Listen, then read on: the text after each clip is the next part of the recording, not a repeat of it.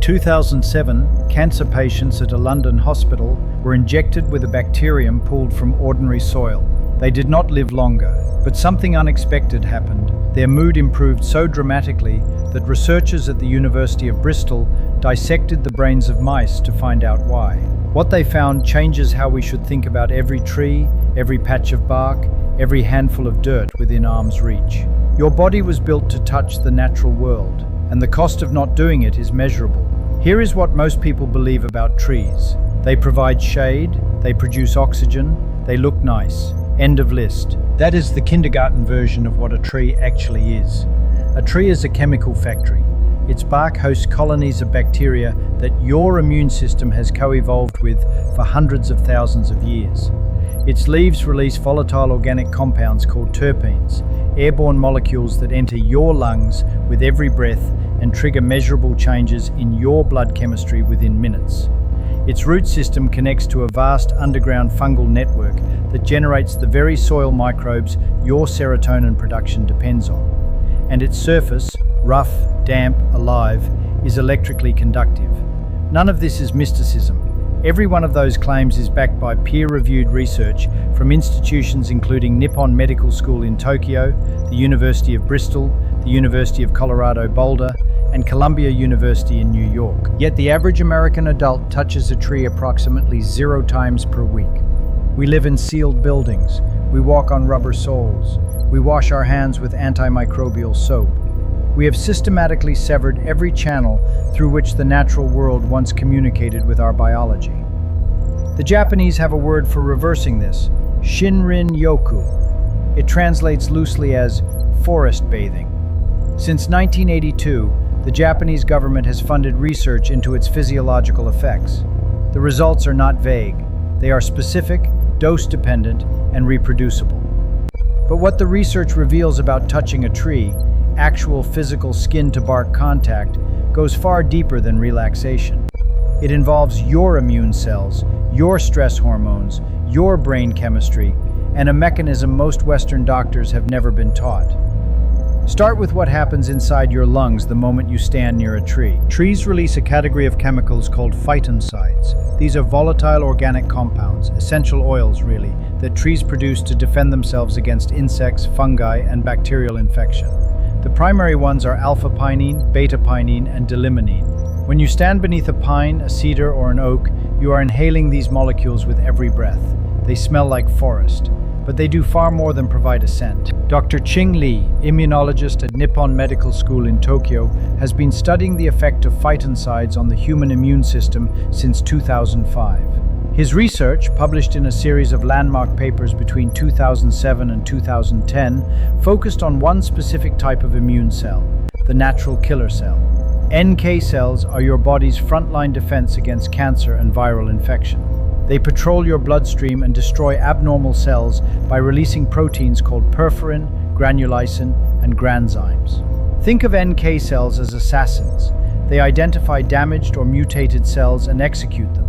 Without adequate NK cell activity, your body cannot effectively surveil for early-stage tumors. Li took 12 healthy men from Tokyo, office workers aged 37 to 55, into the forests of Nagano Prefecture for a 3-day trip. They walked roughly 2.5 kilometers per day through Japanese cedar, beech, and oak forests. Blood samples were taken before, during, and after the trip. The results were not subtle. NK cell activity increased by approximately 50%. The number of NK cells in the blood rose significantly, and the intracellular levels of perforin, granulysin, and granzymes A and B, the proteins that NK cells use to kill tumors, all increased measurably. Here is the part that stunned the immunology community. The boost lasted for more than 30 days. One 3-day forest trip produced an immune enhancement that persisted for an entire month. Li replicated the study with 13 female subjects in 2007 and found nearly identical results. To determine whether the effect was caused by travel, relaxation, or the forest itself, Li conducted a control experiment. The same subjects took a tourist trip to Nagoya City, walking the same distances, sleeping in equivalent hotels, following the same schedule. Result: 0 increase in NK cell activity, 0 increase in NK cell count, Zero change in anti-cancer protein levels. The forest, not the vacation, was the active ingredient. Li then tested phytoncides directly in the laboratory. He exposed NK92MI cells, a standard human NK cell line, to alpha-pinene, dilimonene, and Japanese cedar oil in vitro. The phytoncides increased NK cell killing activity in a dose-dependent manner. This is critical. It means that simply breathing air saturated with tree chemicals is enough to arm your immune system against cancer cells. But the immune boost is only the first layer. What happens when you actually touch the tree? When your skin makes contact with bark, activates a completely different system. And what comes next is the reason I made this video. Here is a specific 5-step protocol based on the combined research we have covered.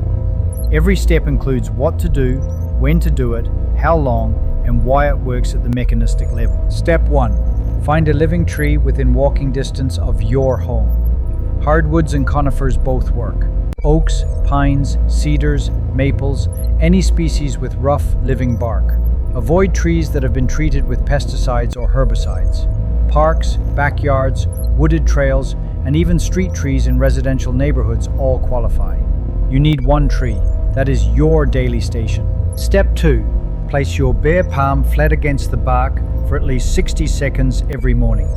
Do this before 9 a.m. if possible. Your cortisol is naturally elevated in the first hour after waking due to the cortisol awakening response. The tactile input from bark activates mechanoreceptors in your hand, Merkel cells, Meissner corpuscles, and Pacinian corpuscles, which send afferent signals through your peripheral nervous system into your somatosensory cortex. This type of slow, sustained tactile contact has been shown in research at Heidelberg University by Schneider and colleagues, published in eLife in 2023, to increase salivary oxytocin and decrease salivary cortisol. Oxytocin is the same hormone released during a hug. Your body does not distinguish between touching a person and touching a textured living surface. It reads contact. It reads safety. It down-regulates stress. Step 3. While your hand is on the tree, breathe deeply through your nose for 5 full cycles. Inhale for 4 seconds, exhale for 6. Nasal breathing ensures that the terpenes released from the bark, leaves, and surrounding air pass through your nasal mucosa and enter your bloodstream efficiently. Dr. Qing Li's research at Nippon Medical School showed that phytoncide exposure increased NK cell activity in a dose-dependent manner. 5 slow nasal breaths near a tree trunk exposes you to a concentrated dose of alpha-pinene and D-limonene, the same compounds that boosted anti-cancer protein levels by up to 50% in his controlled studies. Step 4. Stand barefoot on the ground at the base of the tree for at least 2 minutes if conditions allow. Grass, soil, or leaf litter, any natural surface works. This is grounding.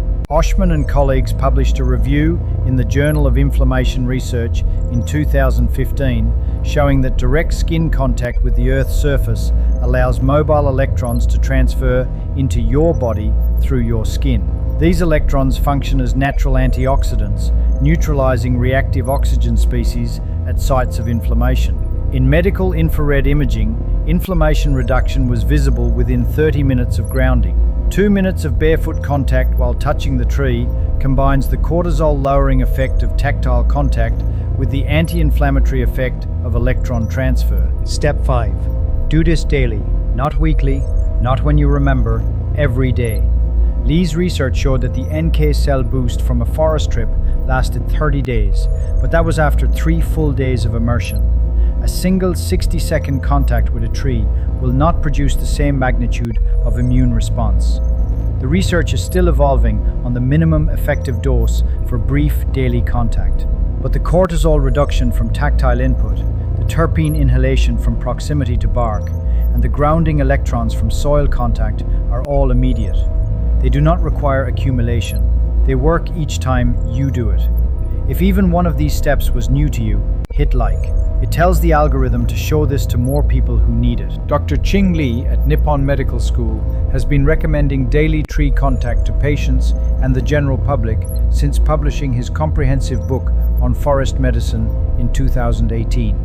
His clinical position is straightforward. Brief, repeated exposure to forest environments, even a single tree, produces measurable immunological and endocrine benefits that no pill currently replicates. Now here is where the science goes from interesting to genuinely surprising.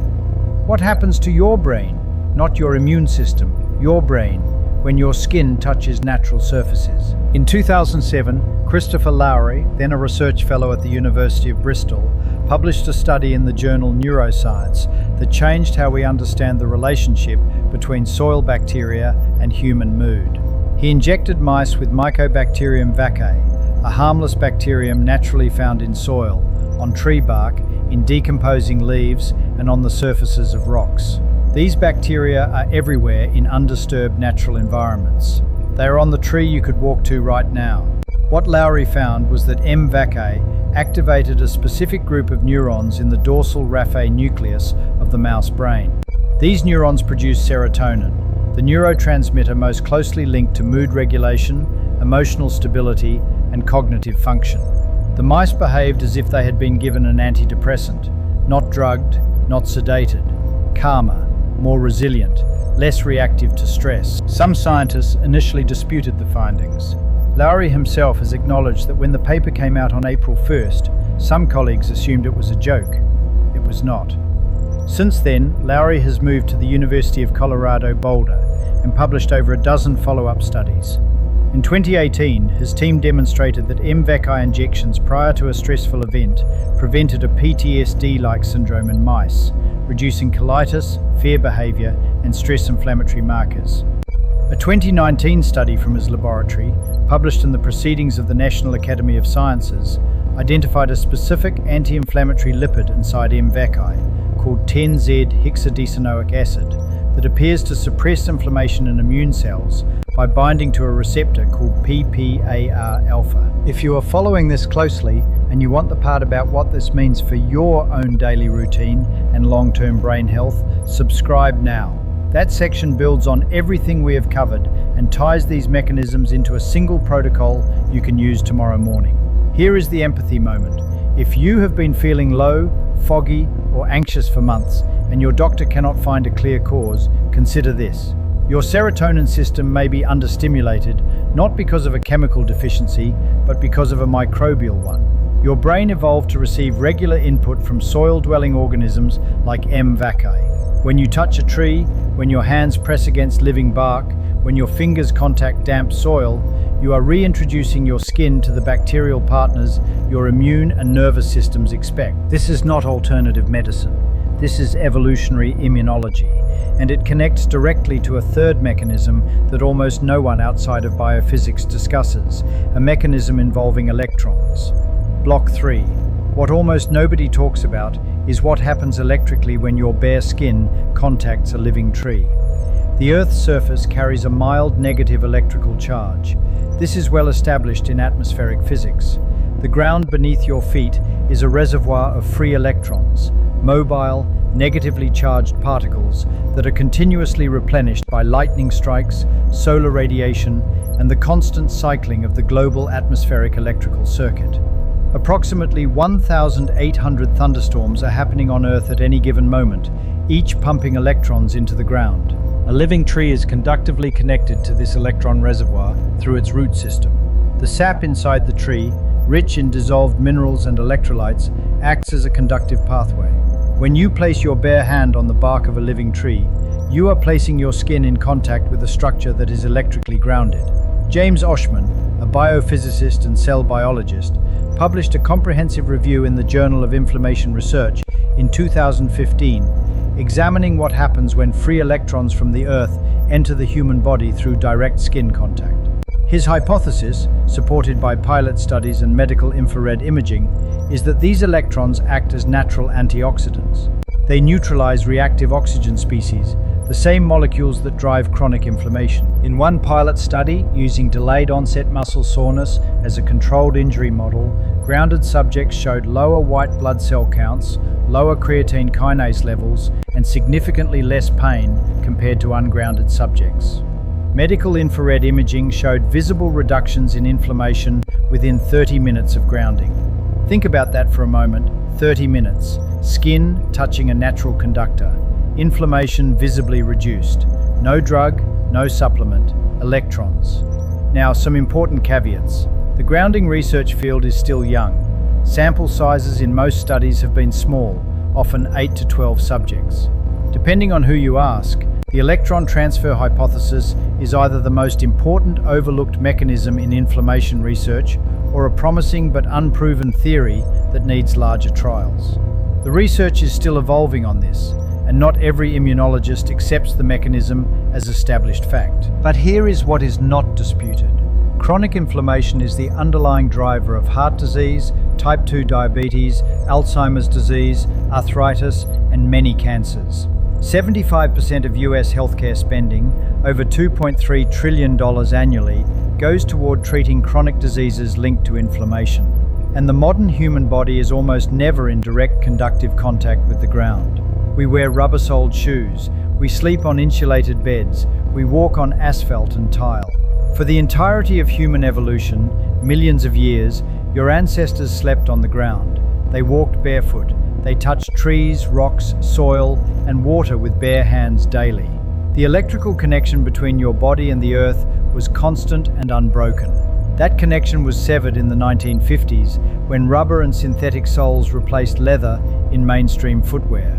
In a single generation, humans became electrically isolated from the planet they evolved on. A tree is a bridge back. Its roots are in the ground. Its bark is electrically conductive. When your hand wraps around a branch or presses against a trunk, your body reconnects to a circuit that your immune system may have been waiting decades to complete. So the question becomes, if your body has these built-in receptors for soil bacteria, these airways primed for terpene absorption, these conductive tissues ready to accept electrons, how do you systematically activate all three in a single daily practice? We already covered the protocol. Now let me tell you why the combination matters more than any one piece alone. Pull back from the science for a moment.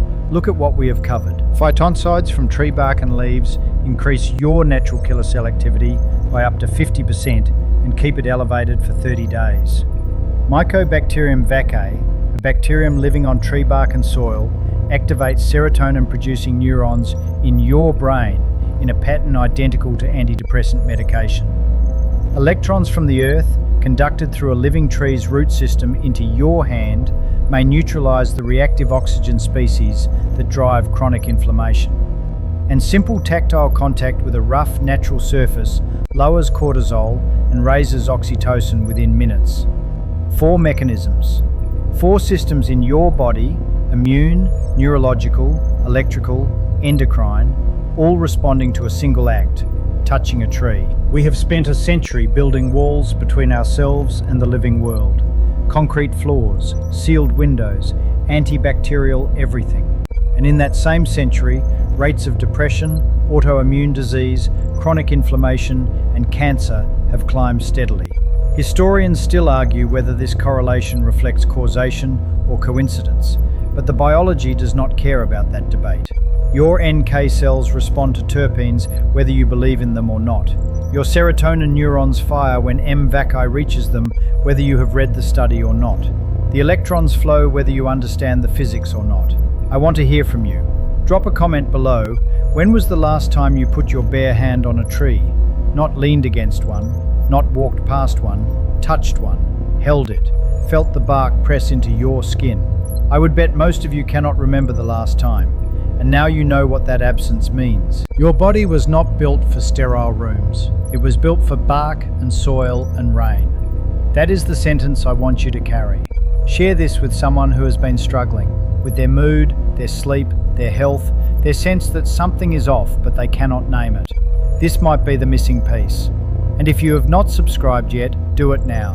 What I am researching for next week goes even deeper into how your environment shapes your biology at the cellular level. There is a tree outside. It has been waiting for you. Go put your hand on it.